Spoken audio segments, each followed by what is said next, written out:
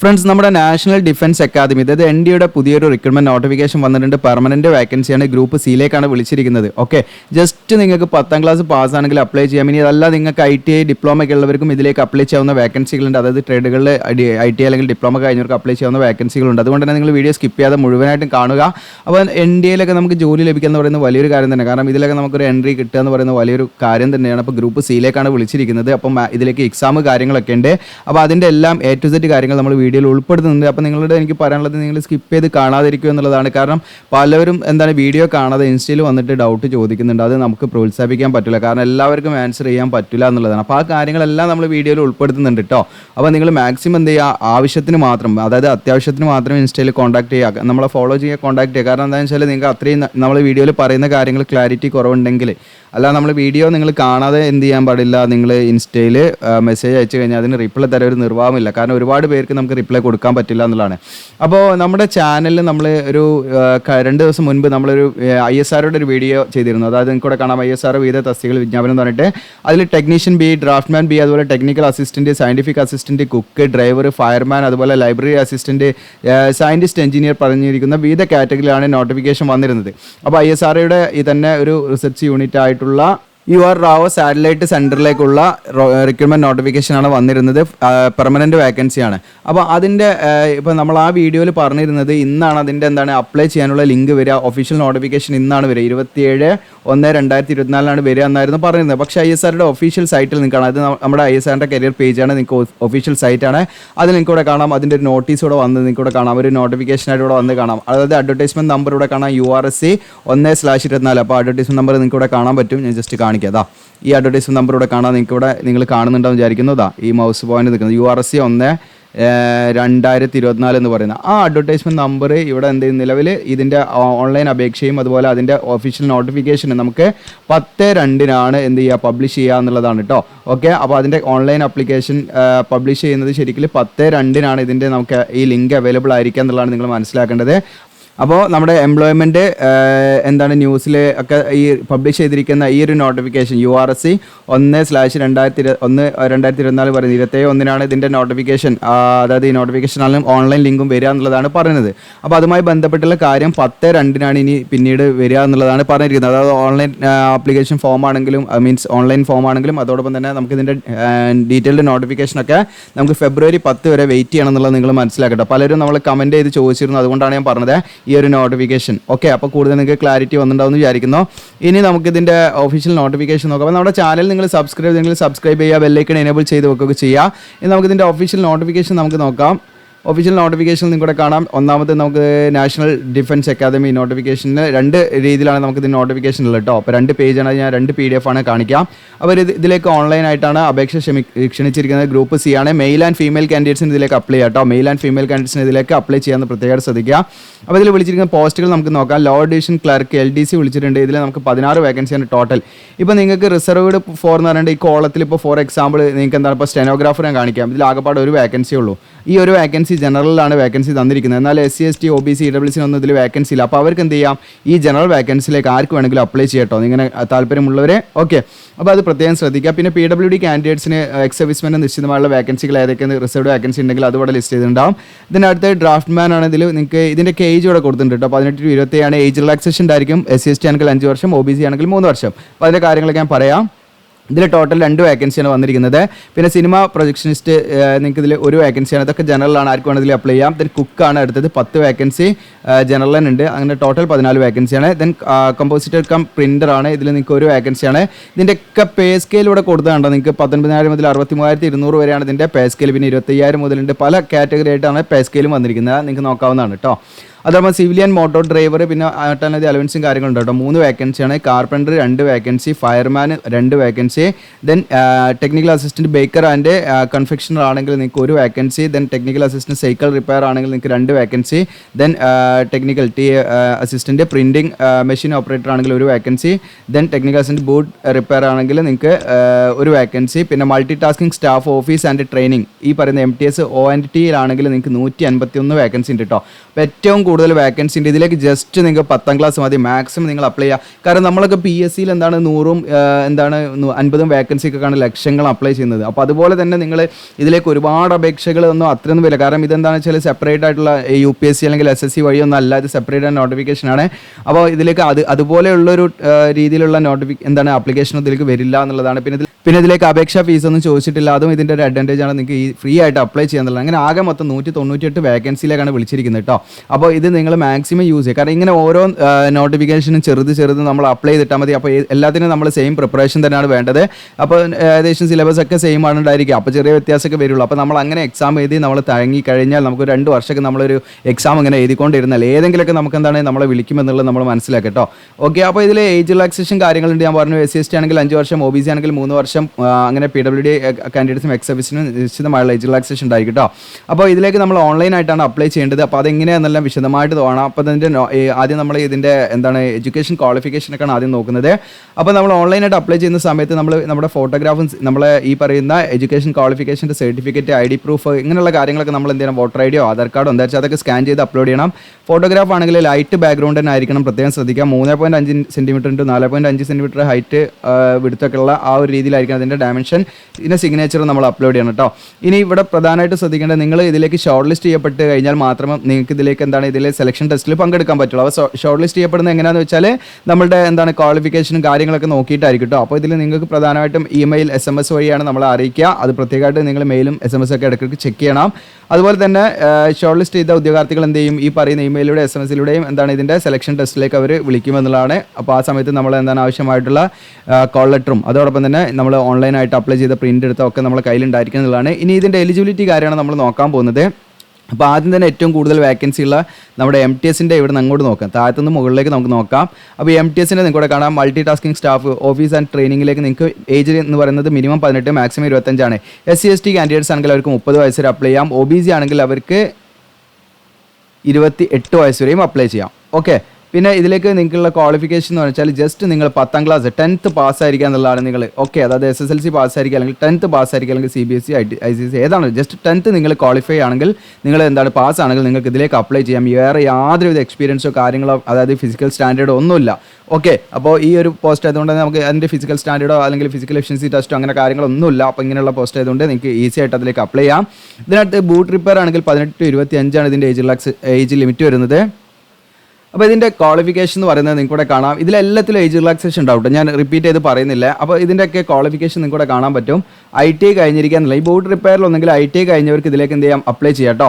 Okay, ഇനി അതല്ലെങ്കിൽ നിങ്ങൾക്ക് വേറെ യാതൊരുവിധ എക്സ്പീരിയൻസോ കാര്യങ്ങളൊന്നും വേണ്ട. ബോട്ട് റിപ്പയറിൽ നിങ്ങൾക്ക് ITI കഴിഞ്ഞിട്ടുണ്ടെങ്കിൽ ഡയറക്റ്റ് ആയിട്ട് ഇതിലേക്ക് അപ്ലൈ ചെയ്യാം. ഇനി 10ാം ക്ലാസ് പാസും അതോടൊപ്പം തന്നെ 1 വർഷം നിങ്ങൾക്ക് എന്താണ് ബോട്ട് റിപ്പയറുമായി ബന്ധപ്പെട്ട് നിങ്ങൾക്ക് എന്താണ് 1 വർഷത്തെ എക്സ്പീരിയൻസ് അങ്ങനെയുള്ളവർക്ക് ഇതിലേക്ക് അപ്ലൈ ചെയ്യാം. ITI നിർബന്ധമില്ല. ഓക്കെ, ഒന്നെങ്കിൽ നിങ്ങൾക്ക് ITI വെച്ച് അപ്ലൈ ചെയ്യാം. ഇനി അതല്ല 10ാം ക്ലാസ് നിങ്ങൾക്ക് ബോട്ട് റിപ്പയറുമായി ബന്ധപ്പെട്ട് 1 വർഷത്തെ എക്സ്പീരിയൻസ് ഉണ്ടെങ്കിൽ നിങ്ങൾക്ക് എന്ത് ചെയ്യാം, അത് വെച്ചിട്ട് ഇതിലേക്ക് അപ്ലൈ ചെയ്യാവുന്നതാണ്. ഇനി അതോടൊപ്പം തന്നെ technical assistant, printing machine operator ആണെങ്കിൽ ഇതിൻ്റെ ഏജ് ലിമിറ്റ് സെയിം ആണ്, 18-25 ആണ്. ഇതിൻ്റെ ക്വാളിഫിക്കേഷൻ എന്ന് പറയുന്നത് പ്രിൻറ്റിംഗ് മെഷീൻ ഓപ്പറേറ്ററിൽ നിങ്ങൾ ITI കഴിഞ്ഞവർക്ക് ഇതിലേക്ക് അപ്ലൈ ചെയ്യാം. ഓക്കെ, ഇനി അതല്ലെങ്കിൽ നിങ്ങൾക്ക് എന്താണ് 10ാം ക്ലാസ് പാസ് അതോടൊപ്പം തന്നെ എന്താണ് ഈ പറയുന്ന പ്രിൻറ്റിംഗ് മെഷീൻ ഓപ്പറേറ്ററിലുള്ള ആ ഒരു എന്ത് വേണം, നിങ്ങൾക്ക് എക്സ്പീരിയൻസ് ഉണ്ടെങ്കിൽ അങ്ങനെയുള്ളവർക്കും ഇതിലേക്ക് അപ്ലൈ ചെയ്യാം. ഓക്കെ, അതല്ലാത്തവർക്കൊന്നും ഇതിലേക്ക് അപ്ലൈ ചെയ്യാൻ പറ്റില്ല. ഈ രീതിയിലുള്ള ക്വാളിഫിക്കേഷൻ വേണം കേട്ടോ. അപ്പോൾ ഒന്നെങ്കിൽ ITI അല്ലെങ്കിൽ ഈ പറഞ്ഞിരിക്കുന്ന 10ാം ക്ലാസ് പ്ലസ് 1 വർഷത്തെ എക്സ്പീരിയൻസ്. ഇനി അടുത്തത് ടെക്നിക്കൽ അറ്റൻഡൻറ്റ് നിങ്ങൾക്ക് ഇവിടെ കാണാം. സൈക്കിൾ റിപ്പയർ ആണ്. ഇതിൽ നിങ്ങൾക്ക് എന്താണെന്ന് വെച്ചാൽ ക്വാളിഫിക്കേഷൻ എന്ന് വെച്ചാൽ സൈക്കിൾ റിപ്പയറിൽ ITI കഴിഞ്ഞവർക്ക് ഇതിലേക്ക് അപ്ലൈ ചെയ്യാം ഡയറക്റ്റ് ആയിട്ട്, വേറെ ഒരു എന്താണ് എക്സ്പീരിയൻസിൻ്റെ ഒന്നും ആവശ്യമില്ല. ഇനി അതല്ല നിങ്ങൾക്ക് 10ാം ക്ലാസ്സും അറ്റ്ലീസ്റ്റ് സൈക്കിൾ റിപ്പയറിൽ 1 വർഷത്തെ എക്സ്പീരിയൻസ് ഉണ്ടല്ലോ, അത് വെച്ചിട്ട് നിങ്ങൾക്ക് എന്ത് ചെയ്യാം, ഇതിലേക്ക് അപ്ലൈ ചെയ്യാം. ഇനി അടുത്തത് technical attendant Baker and confectioner ആണ്. അപ്പോൾ അതിലേക്ക് നിങ്ങൾക്ക് ഈ പറയുന്ന ബേക്കർ ആൻഡ് കൺഫെക്ഷണറിൽ നിങ്ങൾക്ക് എന്താണ് ITI കഴിഞ്ഞവർക്ക് അപ്ലൈ ചെയ്യാം, വേറെ യാതൊരു എക്സ്പീരിയൻസും വേണ്ട. ഇനി അതോടൊപ്പം തന്നെ ഇനി അതല്ലെങ്കിൽ നിങ്ങൾക്ക് 10ാം ക്ലാസ്സും 1 വർഷത്തെ എന്താണ് ബേക്കർ ആൻഡ് കൺഫെക്ഷനിൽ എക്സ്പീരിയൻസ് ഉള്ള അങ്ങനെ ആ രീതിയിൽ നമുക്ക് ഫുഡുമായി ബന്ധപ്പെട്ട് ഇങ്ങനെ കേക്ക് ഉണ്ടാക്കുന്നതും അങ്ങനെയുള്ള സ്വീറ്റ് ഉണ്ടാക്കുന്നതൊക്കെ ബന്ധപ്പെട്ട എക്സ്പീരിയൻസ് ഉണ്ടെങ്കിൽ നിങ്ങൾക്ക് എന്ത് ചെയ്യാം, ഇതിലേക്ക് അപ്ലൈ ചെയ്യാം. ഓക്കെ, ഇനി അടുത്തത് നിങ്ങൾക്ക് ഫയർമാൻ ആണ്. ഓക്കെ, ഫയർമാനിൽ നിങ്ങൾക്ക് ഏജ് മാറ്റുണ്ട്, 18 to 27 ആണ്. അപ്പോൾ നിങ്ങൾക്ക് ഈ പറയുന്ന SC/ST കാൻഡിഡേറ്റ്സ് ആണെങ്കിൽ അവർക്ക് 32 വയസ്സ് വരെ അപ്ലൈ ചെയ്യാം. OBC ആണെങ്കിൽ 30 വയസ്സ് വരെയും അപ്ലൈ ചെയ്യാം. ഓക്കെ, അപ്പോൾ ഇതിൻ്റെ ക്വാളിഫിക്കേഷൻ എന്ന് പറയുന്നത് ജസ്റ്റ് 10ാം ക്ലാസ് പാസ്സായിരിക്കുക എന്നുള്ളതാണ് എഡ്യൂക്കേഷൻ ക്വാളിഫിക്കേഷൻ. പിന്നെ നമുക്ക് എന്ത് വേണമെന്ന് വെച്ചാൽ നമുക്ക് ഹെവി വെഹിക്കിൾ ഡ്രൈവിംഗ് ലൈസൻസ് നമുക്ക് ഉണ്ടായിരിക്കണം എന്നുള്ളതാണ്. ഓക്കെ, അതോടൊപ്പം തന്നെ നമുക്ക് എന്ത് വേണം, ഒരു 6 month ഡ്യൂറേഷനുള്ള ഈ പറയുന്ന ഫസ്റ്റ് എയ്ഡ് അതുപോലെ ഫയർ ഫൈറ്റിംഗ് അപ്ലയൻസസ് അല്ലെങ്കിൽ അതുമായി ബന്ധപ്പെട്ടുള്ള രീതിയിലുള്ള ഒരു കോഴ്സ് നമുക്ക് 6 month ഡ്യൂറേഷനുള്ള ആ ഒരു ഒരു സർട്ടിഫിക്കറ്റ് നമ്മളെ അടുത്ത് ഉണ്ടായിരിക്കണം എന്നുള്ളതാണ് കേട്ടോ. അപ്പോൾ ഇതൊക്കെ നിങ്ങൾ ഫ്രീ 10ാം ക്ലാസ് ഒക്കെ കഴിഞ്ഞ് വെറുതെ നടക്കുന്നുണ്ടെങ്കിൽ നിങ്ങൾക്ക് എന്ത് ചെയ്യാം, അതൊക്കെ പാരലായിട്ട് ചെയ്യാവുന്നതാണ്. കുറഞ്ഞ ഒരു 6 മാസം കൊണ്ട് നമുക്ക് അങ്ങനെ കോഴ്സുകളൊക്കെ എടുത്താൽ ഇങ്ങനെയുള്ള ഉപകാരങ്ങളൊക്കെ ഉണ്ടാവും. അതുപോലെ തന്നെ നമ്മൾ ഫിസിക്കലി ഫിറ്റ് ആയിരിക്കണം എന്നുള്ള കാര്യമാണ്. അപ്പോൾ ഈ 4 രീതിയിലുള്ള കാര്യങ്ങൾ നിങ്ങൾക്ക് ഉണ്ടെങ്കിൽ നിങ്ങൾക്ക് എന്ത് ചെയ്യാം, ഇതിലേക്ക് അപ്ലൈ ചെയ്യാം. ഫിസിക്കൽ ഫിറ്റ്നസ് ഇവിടെ പറയുന്നുണ്ട്. ഇതിൻ്റെ ഹൈറ്റ് 165 സെൻറ്റിമീറ്റർ മിനിമം വേണം കേട്ടോ. ഈ ഫയർമാൻ എന്ന് പറയുന്ന പോസ്റ്റിലേക്ക് മാത്രമേ ഫിസിക്കൽ സ്റ്റാൻഡേർഡ് ഉള്ളൂ. ബാക്കി ഒരു പോസ്റ്റിലേക്ക് നമുക്ക് ഫിസിക്കൽ സ്റ്റാൻഡേർഡ് പറയുന്നില്ല. നമുക്ക് എത്ര ഹൈറ്റ് ആണെങ്കിലും വെയിറ്റ് ആണെങ്കിലും ഒക്കെ അപ്ലൈ ചെയ്യാൻ നിങ്ങൾ മെഡിക്കലി ഫിറ്റ് ആയാൽ മതി. ഓക്കെ, വേറെ പ്രശ്നങ്ങളൊന്നുമില്ല. ഓക്കെ, അപ്പോൾ ഇവിടെ നിങ്ങൾക്ക് ഹൈറ്റ് പറയുന്നത് വിത്തൗട്ട് ഷൂ ആണ്. ഷൂ ഇല്ലാതെ 165 സെൻറ്റിമീറ്റർ വേണം. അതുപോലെ തന്നെ ഈ പറയുന്ന ST കാൻഡിഡേറ്റ്സ് ആണെങ്കിൽ അവർക്ക് 2.5 സെൻറ്റിമീറ്ററുള്ള ഒരു റിലാക്സേഷൻ ഉണ്ട്. അത് 165-ന് 2.5 സെൻറ്റിമീറ്റർ എന്തെങ്കിലും കുറച്ചിട്ട് ആ ഒരു ഹൈറ്റ് മതി ആർക്ക്, ഈ പറയുന്ന ST കാൻഡിഡേറ്റ്സിന് കേട്ടോ. SC അല്ല, ST കാൻഡിഡേറ്റ്സിന്. പിന്നെ അതോടൊപ്പം തന്നെ ചെസ്റ്റ് നോർമൽ കണ്ടീഷൻ 81.5 സെൻറ്റിമീറ്റർ വേണം. എക്സ്പാൻഷൻ ആണെങ്കിൽ 85 സെൻറ്റിമീറ്റർ വേണം. ദെൻ വെയിറ്റ് 50 കിലോഗ്രാം മിനിമം വെയിറ്റും വേണം. പിന്നെ ഇതിലേക്ക് നമുക്ക് ഈ ഫിസിക്കൽ എൻഡ്യൂറൻസ് ടെസ്റ്റ് ഉണ്ടായിരിക്കും, അതായത് കാര്യക്ഷമത തെളിയിക്കുന്നതിന് വേണ്ടി. അപ്പോൾ അതിൻ്റെ ക്രൈറ്റീരിയ അവിടെ പറയുന്നുണ്ട്. ഓക്കെ, 63.5 കിലോഗ്രാം വെയിറ്റുള്ള ഒരാളെ 153 മീറ്റർ നമ്മൾ 96 സെക്കൻഡ് കൊണ്ട് എന്ത് ചെയ്യണം, അത്തരം ഒരു വെയിറ്റുള്ള സാധനം എടുത്ത് നമ്മൾ ലിഫ്റ്റ് ചെയ്ത് കൊണ്ടുപോകണം എന്നുള്ളതാണ്.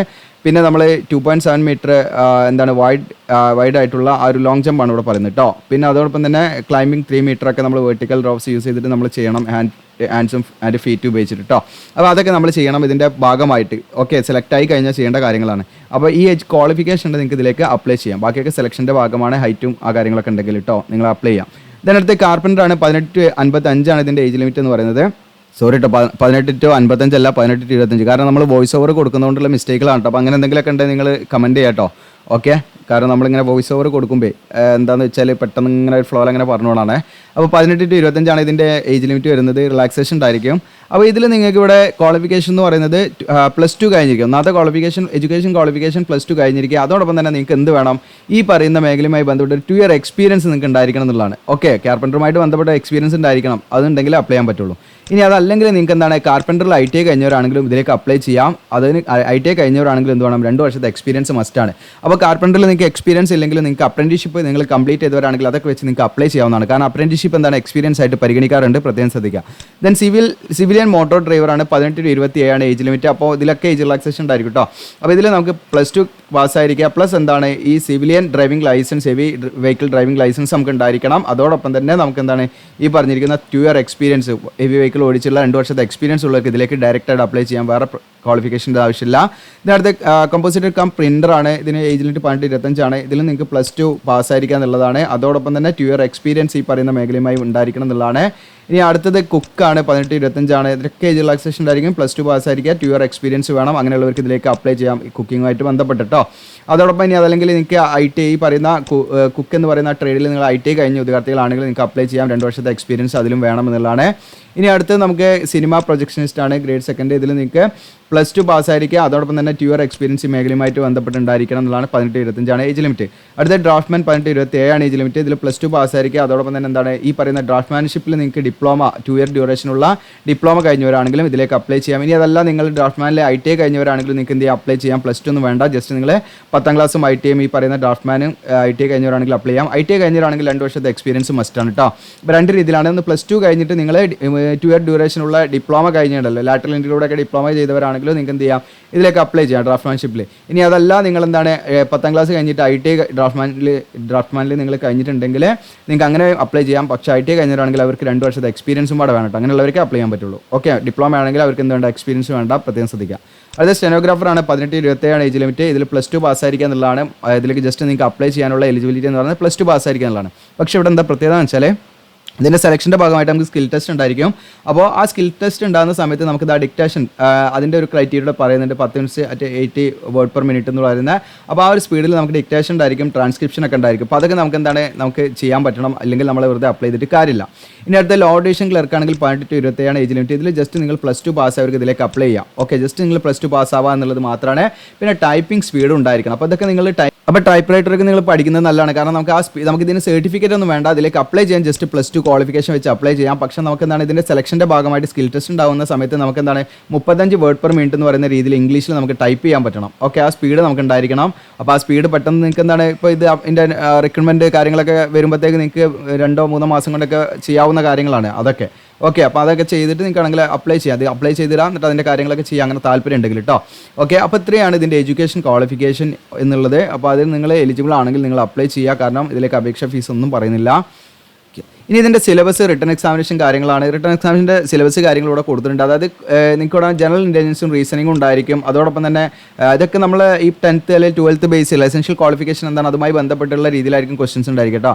അതുപോലെ തന്നെ ന്യൂമറിക്കൽ ആ ഒരു ലെവലായിരിക്കും ഉണ്ടായിരിക്കുക. ന്യൂമറിക്കൽ ആപ്റ്റിറ്റ്യൂഡ്, ജനറൽ ഇംഗ്ലീഷ് ഇങ്ങനെയുള്ള കാര്യങ്ങൾ ഉണ്ടായിരിക്കും. ഇതൊക്കെ 10th 12th ഒക്കെ ബേസിലുള്ള ആ രീതിയിൽ തന്നെ ആയിരിക്കും ഉണ്ടായിരിക്കുക. പിന്നെ ജനറൽ അവയർനെസ് ഉണ്ടായിരിക്കും. അതുപോലെ തന്നെ ഈ പറയുന്ന രീതിയിലായിരിക്കും അതിൻ്റെ സിലബസ്. അപ്പോൾ ഈ പറയുന്ന എന്താണ് ജനറൽ ഇൻ്റലിജൻസ്, റീസണിംഗ് ഉണ്ടായിരിക്കും, numerical aptitude, general English, general awareness, ഇതായിരുന്നു ക്വസ്റ്റ്യൻ ഉണ്ടായിരിക്കും കേട്ടോ. അതോടൊപ്പം തന്നെ നിങ്ങൾക്ക് ഈ പറയുന്ന എന്താണ് എക്സാം എന്ന് പറയുന്നത് ഒബ്ജക്റ്റീവ് ടൈപ്പായിട്ടുള്ള മൾട്ടിപ്പിൾ ചോയ്സ് ക്വസ്റ്റ്യൻ ആയിരിക്കും, പ്രത്യേകമായിട്ട് ശ്രദ്ധിക്കുക. ഓക്കെ, അപ്പോൾ നിങ്ങൾ PSC, UPSC, SSC ഒക്കെ പഠിക്കുന്ന പ്രിപ്പയർ ചെയ്യുന്ന ഉദ്യോഗാർത്ഥികളാണെങ്കിൽ അല്ലെങ്കിൽ വേറെ ഏതെങ്കിലും എക്സാമിനൊക്കെ പ്രിപ്പയർ ചെയ്യുന്നവരാണെങ്കിൽ അതൊക്കെ നിങ്ങൾക്ക് എന്താണ് ബെനിഫിറ്റാണ്. അതൊക്കെ വെച്ച് നിങ്ങൾക്ക് ഇതിലേക്ക് എന്താ ചെയ്യാം, എക്സാം എഴുതാൻ പറ്റും. കാരണം ആ ഒരു കാര്യങ്ങളൊക്കെ തന്നെയാണ് ഇതിലും വരിക എന്നുള്ളതാണ് നിങ്ങൾ മനസ്സിലാക്കേണ്ടത്. പിന്നെ സ്കിൽ ടെസ്റ്റ്, നമ്മൾ റിട്ടൺ എക്സാമിനേഷൻ കംപ്ലീറ്റ് ചെയ്ത് കഴിഞ്ഞാൽ ക്വാളിഫൈ ചെയ്താൽ സ്കിൽ ടെസ്റ്റ് അല്ലെങ്കിൽ ട്രേഡ് ടെസ്റ്റ് ഉണ്ടായിരിക്കും. ഈ സ്കിൽ ടെസ്റ്റ് അല്ലെങ്കിൽ പ്രാക്ടിക്കൽ അല്ലെങ്കിൽ ട്രേഡ് ടെസ്റ്റ് എന്ന് പറയുന്നത് നമുക്ക് ആ ഒരു ട്രേഡുമായി ബന്ധപ്പെട്ട് നമുക്ക് നല്ല സ്കില്ലുണ്ടോ അല്ലെങ്കിൽ നമുക്ക് പ്രാക്ടിക്കലി നല്ല നോളജ് ഉണ്ടോ എന്ന് നമ്മളെ പ്രൊഫഷൻസി ചെക്ക് ചെയ്യാൻ വേണ്ടി നടത്തുന്ന ഒരു ടെസ്റ്റാണ്. അതിന് നമുക്ക് പ്രത്യേകമായിട്ട് മാർക്കൊന്നും ഉണ്ടാവില്ല. അത് ജസ്റ്റ് എന്താണ് ക്വാളിഫൈങ് നേച്ചറാണ്. അപ്പോൾ നമ്മൾ ഫൈനൽ സെലക്ഷൻ എന്ന് പറയുന്നത് 100% വെയിറ്റേജ് നമ്മുടെ റിട്ടൺ ടെസ്റ്റിൽ എങ്ങനെ നമ്മൾ പെർഫോം ചെയ്തു എന്നതിനെ അടിസ്ഥാനമാക്കിയാണ്. മറ്റേത് സ്കിൽ ടെസ്റ്റ് അല്ലെങ്കിൽ പ്രാക്ടിക്കൽ ടെസ്റ്റ് അല്ലെങ്കിൽ ഈ പറയുന്ന ട്രേഡ് ടെസ്റ്റ് ആണെങ്കിൽ അതിൽ നമ്മൾ എന്താണ് ജസ്റ്റ് ക്വാളിഫൈ ചെയ്യാന്നുള്ളതുള്ളൂ. അത് 100 മാർക്കാണെങ്കിൽ അതിലൊരു 50 മാർക്ക് കിട്ടിയാൽ നമ്മൾ ജസ്റ്റ് ക്വാളിഫൈ ചെയ്തു, അങ്ങനെയാണ് അതിൻ്റെ വരിക. ഓക്കെ, അല്ലാതെ നമുക്ക് എന്താണ് ഈ 10 പേരുണ്ടെങ്കിൽ അതിൽ ഏറ്റവും ടോപ്പ് മാർക്ക് നമ്മൾ വാങ്ങണം, അങ്ങനെ യാതൊരു നിർബന്ധവുമില്ല. ജസ്റ്റ് നമ്മളത് ക്വാളിഫൈ ചെയ്യുക, അതിൻ്റെ കട്ട് ഓഫ് മാർക്ക് ഉണ്ട് അതിൽ ക്വാളിഫൈ ചെയ്യാന്നുള്ളൂ. അതുകൊണ്ട് അത് വലിയ പ്രശ്നമല്ല. ജസ്റ്റ് റിട്ടൺ ടെസ്റ്റ് നല്ല രീതിയിൽ നിങ്ങൾ പെർഫോം ചെയ്യണം എന്നുള്ളതാണ് നിങ്ങൾ മനസ്സിലാക്കേണ്ടത് കേട്ടോ. ഓക്കെ, ഇനി സെലക്ഷൻ പ്രൊസീജിയർ നമ്മളിപ്പോൾ പറഞ്ഞ കാര്യങ്ങളൊക്കെ തന്നെയാണ്. റിട്ടൺ എക്സാമിനേഷനും ഇതുപോലെ സ്കിൽ ടെസ്റ്റ് അല്ലെങ്കിൽ പ്രാക്ടിക്കൽ ടെസ്റ്റ് അല്ലെങ്കിൽ ട്രേഡ് ടെസ്റ്റ് ഉണ്ടായിരിക്കും. അതിൻ്റെ അടിസ്ഥാനത്തിലാണ് സെലക്ട് ചെയ്യുക. ഇനി ഇവിടെ പ്രത്യേകമായിട്ട് ശ്രദ്ധിക്കേണ്ടത് SC ST OBC കാൻഡിഡേറ്റ്സ് ആണെങ്കിൽ അവരെന്താണ് SC STൻ്റെ ഫോമാറ്റ്, അതായത് ഈ കാസ്റ്റ് സെറ്റിങ്ങിൻ്റെ ഫോർമാറ്റാണ് ഇതിൽ കൊടുത്തിരിക്കുന്നത്. അപ്പോൾ എല്ലാവർക്കും ഉള്ള ഡൗട്ടാണ് ഇവിടെ കോമൺ ആയിട്ട് ഞാൻ പറയാം. അതായത് ഈ പറയുന്ന ഫോർമാറ്റ് നമ്മൾ ഡൗൺലോഡ് ചെയ്തെടുത്തിട്ട് നമ്മൾ എന്ത് ചെയ്യണം, നേരെ വില്ലേജ് ഓഫീസിലാണ് പോകേണ്ടത്. നമ്മുടെ വില്ലേജ് എവിടെയാണോ വില്ലേജ് ഓഫീസിൽ പോകുക. എന്നിട്ട് പറയാം ഇന്ന പർപ്പസിനാണെന്ന് പറഞ്ഞാൽ അവരെന്ത് ചെയ്യും, ഈ ഫോർമാറ്റിൽ തന്നെ നമുക്ക് സർട്ടിഫിക്കറ്റ് വേണമെന്ന് പറയാം. നമ്മുടെ കയ്യിൽ ഈ ഫോർമാറ്റിൽ തന്നെ സർട്ടിഫിക്കറ്റ് ഉണ്ടെങ്കിൽ നിങ്ങൾക്ക് നമ്മുടെ കോൺസ്റ്റിറ്റ്യൂഷൻ അതുപോലെ അമെൻമെൻറ്റ് കാര്യങ്ങൾ അങ്ങനെ ഒരുപാട് കാര്യങ്ങൾ ഇതിൽ പറയുന്നുണ്ട്. അപ്പോൾ ഇങ്ങനെയുള്ള ഇതേ സെയിം ഫോർമാറ്റുള്ള സർട്ടിഫിക്കറ്റ് ആയിരിക്കണം നമ്മുടെ കയ്യിൽ ഉണ്ടായിരിക്കേണ്ടത് എന്നുള്ള നിർബന്ധമാണ്. കാരണം ഇതിൻ്റെ ഡോക്യുമെൻറ്റ് വെരിഫിക്കേഷൻ്റെ സമയത്ത് ചിലപ്പോൾ അതൊക്കെ നമ്മുടെ ചെറിയ കാരണം കൊണ്ട് റിജക്റ്റ് ആവും, പ്രത്യേകം ശ്രദ്ധിക്കുക. പിന്നെ ഇതിൻ്റെ ഓൺലൈൻ അപേക്ഷ നൽകുന്നതിൻ്റെ അവസാന തീയതിക്കുള്ളിൽ നമ്മൾ എന്ത് ചെയ്യണം, ഇതിൻ്റെ എല്ലാ കാര്യങ്ങളും നമ്മൾ കംപ്ലീറ്റ് ചെയ്ത് വെക്കണം. ഈ സർട്ടിഫിക്കറ്റ് നമ്മുടെ കയ്യിൽ ഉണ്ടായിരിക്കണം എന്നുള്ളതാണ്. ഇനി OBC കാൻഡിഡേറ്റ്സ് ആണെങ്കിൽ അവർ തയ്യാറാക്കേണ്ട സർട്ടിഫിക്കറ്റിൻ്റെ മാതൃകയാണ് ഇതേ സെയിം മാതൃക ആയിരിക്കണം. അപ്പോൾ ഇതെടുത്ത് നിങ്ങൾ വില്ലേജ് ഓഫീസിൽ പോകാണ് വേണ്ടത്. ഇന്ന പർപ്പസിനാണ് എന്ന് പറഞ്ഞു കഴിഞ്ഞാൽ അവർ അതിനനുസരിച്ച് താലൂക്കിലേക്ക് ഇഷ്യൂ ചെയ്യും. താലൂക്ക് പോയിട്ടാണ് പിന്നീട് നമ്മൾ വാങ്ങേണ്ടത്. പിന്നെ ഇൻകം AWS കാൻഡിഡേറ്റ്സ് ഇതൊക്കെ സെൻട്രൽ ഗവൺമെൻറ് പർപ്പസിന് ഈ രീതിയിൽ തന്നെ ആയിരിക്കണം കേട്ടോ. ഓക്കെ, പിന്നെ ഈ PWD കാൻഡിഡേറ്റ്സ് ആണെങ്കിൽ അവർ തയ്യാറാക്കേണ്ട സൈഡിൻ്റെ മാതൃകയുണ്ട്. അപ്പോൾ ഇതിൻ്റെ മാതൃകകളൊക്കെ ഇതിൻ്റെ കൂടെ ഉണ്ട്. ഇനി നമ്മൾ നോക്കുന്നത് എങ്ങനെയാണ് ഇതിലേക്ക് ഓൺലൈനായിട്ട് നമ്മൾ അപ്ലൈ ചെയ്യേണ്ടതെന്നാണ്. ഓക്കെ, അപ്പോൾ NDAയുടെ വെബ്സൈറ്റിൽ കൂടി തന്നെ നമ്മൾ ഓൺലൈനായിട്ട് അപ്ലൈ ചെയ്യണം.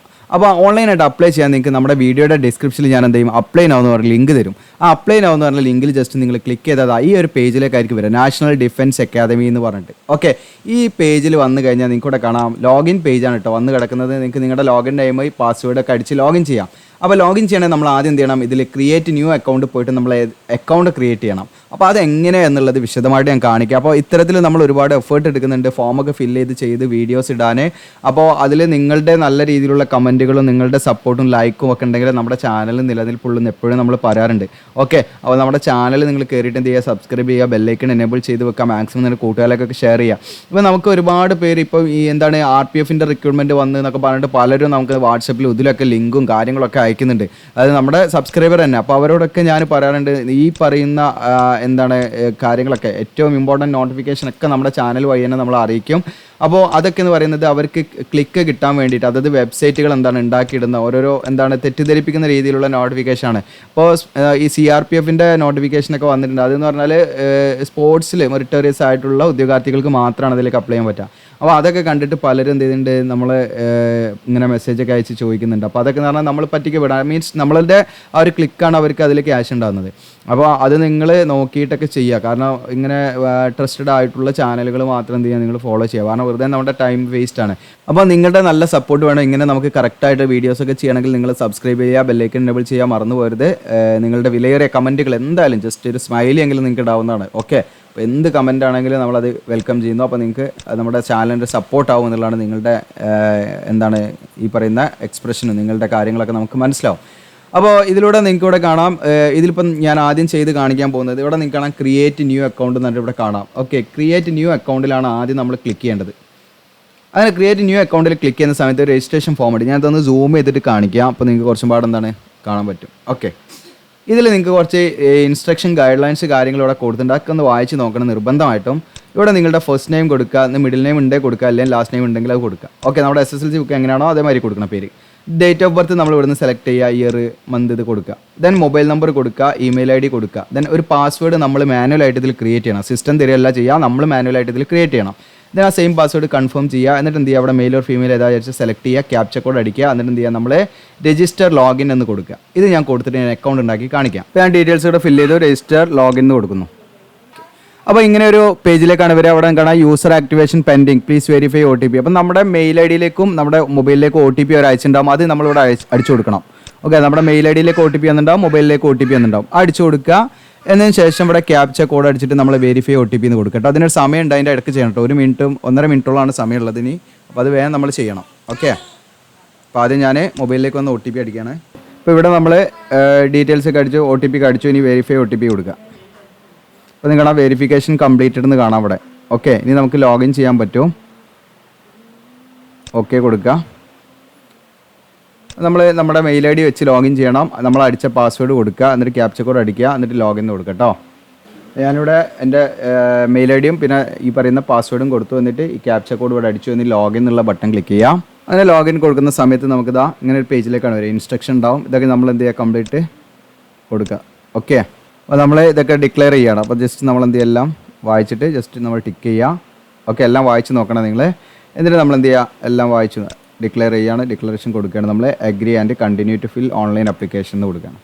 അതിന് ഓൺലൈൻ ആപ്ലിക്കേഷൻ കൊടുക്കുമ്പോൾ നമുക്കൊരു ഓൺലൈൻ ഫോം വന്നു. ഇവിടെ നിങ്ങൾക്ക് കാണാം അഡ്വർടൈസ്മെൻറ്റ് നമ്പറൊക്കെ ഇവിടെ വന്നിട്ടുണ്ട്. ഓക്കെ, അതോടൊപ്പം നമ്മൾ ഏത് പോസ്റ്റാണ് നിങ്ങൾക്ക് അപ്ലൈ ചെയ്യേണ്ടത് വെച്ചാൽ നിങ്ങൾക്ക് ഇവിടെ സെലക്ട് ചെയ്യാം. ഓക്കെ, ഞാനിപ്പോൾ ഫോർ എക്സാമ്പിൾ ഇതിൽ ഈ പറയുന്ന മൾട്ടി ടാസ്കിങ് സ്റ്റാഫാണ് ഞാൻ അപ്ലൈ ചെയ്യുന്നത്. മൾട്ടി ടാസ്കിങ് സ്റ്റാഫ് അത് സെലക്ട് ചെയ്തു.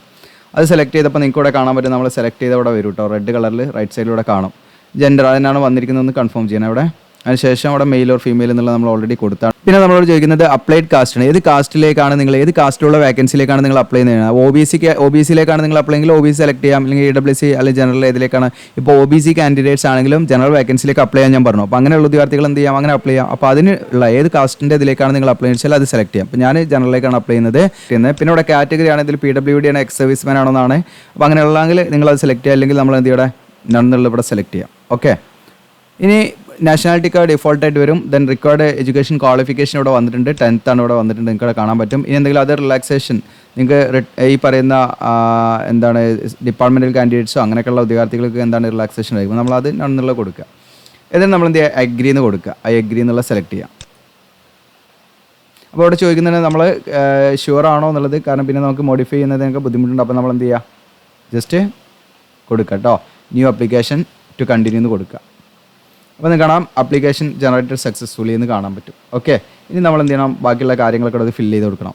ഓക്കെ, നിങ്ങളുടെ ഫാദറിൻ്റെ പേര് കൊടുക്കുക, മദറിൻ്റെ പേര് കൊടുക്കുക. ഓക്കെ, ഡേറ്റ് ഓഫ് ബർത്ത് ഒക്കെ ഓൾറെഡി നമ്മൾ കൊടുത്തതുണ്ട്. പിന്നെ ഇവിടെ നിങ്ങൾക്ക് ഫോൺ നമ്പർ ഉണ്ടെങ്കിൽ കൊടുത്താൽ നിർബന്ധമില്ല, അതായത് ഏത് STD കോഡ് വെച്ചുള്ള ലാൻഡ് ലൈൻ നമ്പർ ഉണ്ടെങ്കിൽ കൊടുക്കുക, അല്ലെങ്കിൽ കൊടുക്കണ്ട, ബ്ലാങ്ക് ആക്കി വിട്ടാൽ മതി. ആധാർ കാർഡ് നമ്പർ കൊടുക്കുക. റിലീജിയൻ ഹിന്ദു ഓർ മുസ്ലിം ഏതാണെന്ന് സെലക്ട് ചെയ്യാം. പിന്നെ നമ്മുടെ 10th ക്ലാസ്സിൽ നമ്മുടെ സർട്ടിഫിക്കറ്റിൽ എങ്ങനെയാണോ നമ്മുടെ പേര് അതുപോലെ നമ്മളിവിടെ ടൈപ്പ് ചെയ്യണം. അതിന് കുത്ത്, കോമ, ഡോട്ട് എന്തായിരിക്കും അതൊക്കെ അതേപോലെ കൊടുക്കണം കേട്ടോ. ഇനീഷ്യൽ ഉണ്ട് ഒക്കെ കൊടുക്കണം. ദെൻ മാരീഡ് ആണോ അൺമാരീഡ് ആണോ എന്നാണ് ഉണ്ടെങ്കിൽ നിങ്ങൾ അതിനനുസരിച്ച് കൊടുക്കാം. പിന്നെ ഐഡൻറ്റിഫിക്കേഷൻ മാർക്ക് നമ്മുടെ 10th ക്ലാസ്സിലെ ബുക്ക് സർട്ടിഫിക്കറ്റിൽ ഉണ്ടാവും. അല്ലെങ്കിൽ നമ്മളെ ശരീരത്തിൽ എന്ത് ചെയ്യുക, ഏതെങ്കിലും ബ്ലാക്ക് മോളോ അല്ലെങ്കിൽ എന്തെങ്കിലും വൂണ്ടോ ഒക്കെ ഉണ്ടെങ്കിൽ നമുക്ക് അതിൻ്റെ പാടുകളൊക്കെ ഉണ്ടെങ്കിൽ അത് കൊടുക്കാവുന്നതാണ് കേട്ടോ, കാണുന്ന. ഓക്കെ, അതോടൊപ്പം തന്നെ നിങ്ങളുടെ പേര് എപ്പോഴെങ്കിലും ചേഞ്ച് ചെയ്തിട്ടുണ്ടെങ്കിൽ യെസ് എന്ന് കൊടുക്കുക, ഇല്ലെങ്കിൽ നമ്മൾ നോ കൊടുക്കുക. യെസ് എന്ന് കൊടുത്താൽ അതിൻ്റെ എന്താണ് ചേഞ്ച് ചെയ്ത, അതായത് ന്യൂ നെയിമോടെ ചോദിക്കുന്നുണ്ട്, ചേഞ്ച്ഡ് നെയിമോടെ ചോദിക്കുന്നുണ്ട് കേട്ടോ. അപ്പോൾ നമ്മളിവിടെ നോ കൊടുത്താൽ മതി. പിന്നെ സ്റ്റേറ്റ് ഏതാണ് നമ്മൾ ചോദിക്കുന്നത്, നമ്മുടെ സ്റ്റേറ്റ് ഏതാണ്, കേരളമാണ്. അപ്പോൾ നമ്മൾ എന്ത് ചെയ്യുക, ഇവിടെ കേരള സെലക്ട് ചെയ്യാം. ഓക്കെ, പിന്നെ നമ്മുടെ കറസ്പോണ്ടൻസ് അഡ്രസ്സാണ്, അതായത് കമ്മ്യൂണിക്കേഷൻ അഡ്രസ്സാണ്. കറസ്പോണ്ടൻസ് അഡ്രസ്സ്, നിങ്ങൾ ഹൗസ് നമ്പർ, വീട്, പേര്, സ്റ്റേറ്റ് ഇതൊക്കെ സെലക്ട് ചെയ്ത് നിങ്ങളുടെ അഡ്രസ്സ് കറക്റ്റായിട്ട് കൊടുക്കുക. പോസ്റ്റൽ ഓഫീസ് ഏതാണ്, പിൻകോഡ് ഏതാഴ്ച കൊടുക്കുക. ഇനി ഈ പറയുന്ന കമ്മ്യൂണിക്കേഷൻ അഡ്രസ്സ് ആണ് നമ്മുടെ പെർമനൻറ്റ് അഡ്രസ്സിൽ കൂടെ സെയിം ആസ് ഉള്ള ഓപ്ഷൻ ഉണ്ട്. അത് ക്ലിക്ക് ചെയ്താൽ ഇത് ഓട്ടോമാറ്റിക്കായി മുകളിൽ കൊടുത്ത എല്ലാ കാര്യങ്ങളും ഫില്ലാവും. ഓക്കെ, പിന്നെ ഇവിടെ കാസ്റ്റ് ഒരു കാറ്റഗറി സബ് കാസ്റ്റ് ഒക്കെ ഏതായാലും നിങ്ങൾക്ക് അത് അനുസരിച്ച് ഇവിടെ നമ്മൾ ഓൾറെഡി കൊടുത്താണ്. അത് വേണമെങ്കിൽ ഇവിടെ എന്ത് ചെയ്യാൻ മാറ്റാനുള്ള ഓപ്ഷൻ ഉണ്ട്. ഓക്കെ, നമ്മുടെ കാറ്റഗറി ഏതാച്ചാൽ നമ്മൾ പോസ്റ്റ് ഏത് കാസ്റ്റിലേക്കാണ് അപ്ലൈ ചെയ്തത് അതാണ് നമ്മൾ ആദ്യം ഫസ്റ്റ് ഫോമിൽ കൊടുത്ത്. ഇനി അതല്ല നിങ്ങളുടെ കാസ്റ്റ് ഏതാണ് വെച്ചാൽ നിങ്ങൾക്ക് എന്ത് ചെയ്യാം അവിടെ സെലക്ട് ചെയ്യാം. ദെൻ കാസ്റ്റ് ഏതാണ്, ഇപ്പോൾ OBC ആണെങ്കിൽ OBC മാപ്പിളാണോ അല്ലെങ്കിൽ മുസ്ലിം മാപ്പിൾ അങ്ങനെയൊക്കെയുള്ള, അല്ലെങ്കിൽ SC ST ആണെങ്കിൽ അതിനനുസരിച്ച് തീയ അങ്ങനെയുള്ള കുറേ സംഭവങ്ങൾ അങ്ങനത്തെ കാര്യങ്ങൾ കാസ്റ്റിൽ കൊടുക്കേണ്ടത് നിങ്ങൾ ടൈപ്പ് ചെയ്യുക. ഓക്കെ, അപ്പോൾ ഇത്രയാണ് ഇതിൻ്റെ ബേസിക് ആയിട്ടുള്ള പേഴ്സണൽ ഡീറ്റെയിൽസ് കൊടുക്കേണ്ടത്. പിന്നെ എഡ്യൂക്കേഷൻ ഡീറ്റെയിൽസ് ആണ്. എഡ്യൂക്കേഷൻ ഡീറ്റെയിൽസ് നമ്മൾ എന്ത് ചെയ്യണം, 10ാം ക്ലാസ്സിൻ്റെ ഡീറ്റെയിൽസ് ആദ്യം കൊടുക്കണം. അവിടെ റോൾ നമ്പർ കൊടുക്കുക, സ്കൂൾ എവിടെയാണ് പഠിച്ചത്, ഏത് സ്റ്റേറ്റിലാണ് നമ്മൾ പഠിച്ചത് അതൊക്കെ കൊടുക്കാം. ബോർഡ് ഓർ യൂണിവേഴ്സിറ്റി നമ്മൾ ഇതിന് സെലക്ട് ചെയ്യണം. നമുക്കിവിടെ കാണാൻ പറ്റും Kerala board of public examination ഇതിൽ സെലക്ട് ചെയ്യുക. അത് സെലക്ട് ചെയ്യാം. അതിനുശേഷം പാസിംഗ് ഇയർ നമ്മൾ എന്നാണ് പാസ് ഔട്ട് ആയത് വെച്ചാൽ അത് നമ്മൾ എന്ത് ചെയ്യുക അതിന് സെലക്ട് ചെയ്ത് കൊടുക്കാം. അതിനുശേഷം ടോട്ടൽ മാർക്ക് ഇതിൽ ചോദിക്കുന്നുണ്ട്. അപ്പോൾ നിങ്ങൾ എന്ത് ചെയ്യുക, അവിടെ മാർക്ക് ആണെങ്കിൽ മാർക്സ് എന്നുള്ള സെലക്ട് ചെയ്യാം. ഓക്കെ, അപ്പോൾ ഗ്രേഡ് ആണെങ്കിൽ ഗ്രേഡ് എന്നുള്ള സെലക്ട് ചെയ്യാൻ ഓപ്ഷൻ ഉണ്ട്. ഓക്കെ, അപ്പോൾ നിലവിൽ ഇവിടെ മാർക്കാണ് വന്നിരിക്കുന്നത്. അപ്പോൾ നമുക്ക് ഗ്രേഡ് ആക്കണമെന്ന് ഇതിൽ ടിക്ക് ചെയ്താൽ നമുക്ക് ഇവിടെ ഗ്രേഡ് എന്നുള്ള ഓപ്ഷൻ വരും. അപ്പോൾ നമുക്ക് ഗ്രേഡ് കൊടുക്കാൻ അതിലും എളുപ്പം നമുക്ക് 10ാം ക്ലാസ്സിൽ A+A ദെൻ അങ്ങനെയുള്ള B+B എന്നുള്ള ഗ്രേഡ് ആയതുകൊണ്ട് നമുക്ക് അതിൽ മാർക്ക് കണ്ടെത്താനുള്ള ഒരു ഓപ്ഷൻ ഉണ്ട്. അതിൻ്റെ വീഡിയോസ് നമ്മുടെ ചാനലിൽ നമ്മൾ ചെയ്തിട്ടുണ്ട്. ഓക്കെ, അതിൻ്റെ ലിങ്ക് ഞാൻ വീഡിയോയുടെ ഡിസ്ക്രിപ്ഷനിൽ തരാം. അപ്പോൾ നിങ്ങൾക്ക് അത് വെച്ച് നിങ്ങളുടെ പെർസെൻറ്റേജ് കാണാൻ പറ്റും, ടോട്ടൽ മാർക്ക് കാണാൻ പറ്റും, അത് നിങ്ങൾക്ക് കിട്ടിയ മാർക്ക്. ഓക്കെ, ഇവിടെ ടോട്ടൽ മാർക്ക് എന്നുള്ളത് എന്ത് ചെയ്യുക, ഔട്ട് ഓഫ് എത്രയാണ്. ഇപ്പം SSLC ആണെങ്കിൽ 650 ഔട്ട് ഓഫ് വരുന്നത്, അതിട്ട് കൊടുക്കുക. ദെൻ മാർക്ക് ഒബ്റ്റൈൻഡ് അല്ലെങ്കിൽ ഗ്രേഡ് ഒബ്റ്റൈൻഡ് എന്നുള്ളത് നിങ്ങൾക്ക് കിട്ടിയ മാർക്ക്. ഇപ്പോൾ ഞാൻ ഫോർ എക്സാമ്പിൾ എനിക്ക് 550 മാർക്കാണ് കിട്ടിയായിരിക്കുക. അപ്പോൾ അതിവിടെ ഇട്ട് കൊടുത്തു. അത് ഇട്ട് കൊടുക്കുമ്പോൾ ഓട്ടോമാറ്റിക്കായി നിങ്ങൾക്ക് ഇവിടെ കാണാം 89.23% എനിക്ക് മാർക്ക് കിട്ടിയിരിക്കുന്നത്. ഓക്കെ, എൻ്റെ പെർസെൻറ്റേജ് അപ്പോൾ ഇവിടെ കാണാൻ പറ്റും.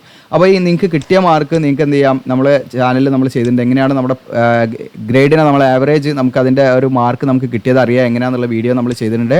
അതിൻ്റെ വീഡിയോയുടെ ലിങ്ക് ഡിസ്ക്രിപ്ഷനിൽ ഞാൻ തരാവുന്നതാണ്. ഓക്കെ, ഇനി അതെല്ലാം നമ്മൾ ഗ്രേഡ് ആണെങ്കിൽ ഗ്രേഡ് എന്നുള്ള സെലക്ട് ചെയ്തിട്ട് നമ്മൾ കിട്ടിയ ഗ്രേഡ് എത്രയാണെന്ന് വെച്ചാൽ അത് നമ്മൾ കൊടുക്കണം കേട്ടോ.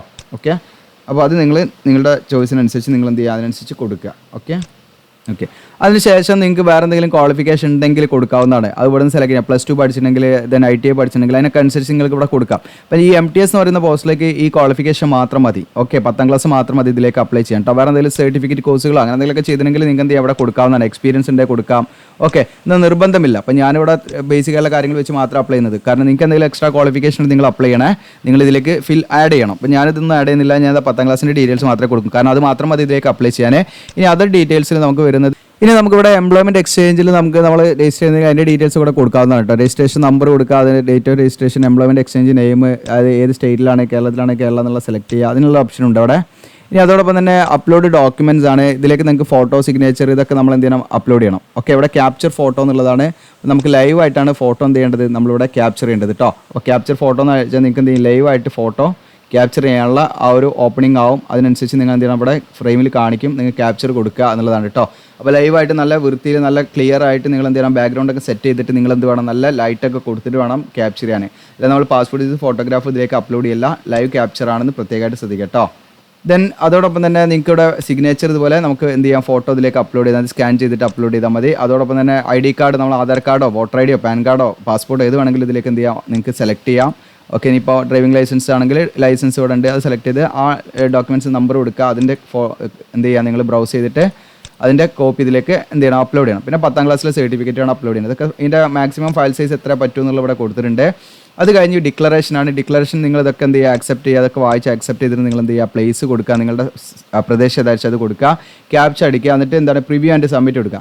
അങ്ങനെ പ്രിവ്യൂ ആൻഡ് സബ്മിറ്റ് കൊടുത്തു കഴിഞ്ഞാൽ നമുക്ക് എന്ത് ചെയ്യും, ഇതിൻ്റെ ഫൈനലായിട്ട് നമുക്കുള്ള സബ്മിഷനിലേക്കാണ് പോകുന്നത്. അങ്ങനെ സബ്മിറ്റ് ചെയ്താൽ നിങ്ങൾക്ക് എന്ത് ചെയ്യും, അതിൻ്റെ പ്രിൻറ്റ് കിട്ടും.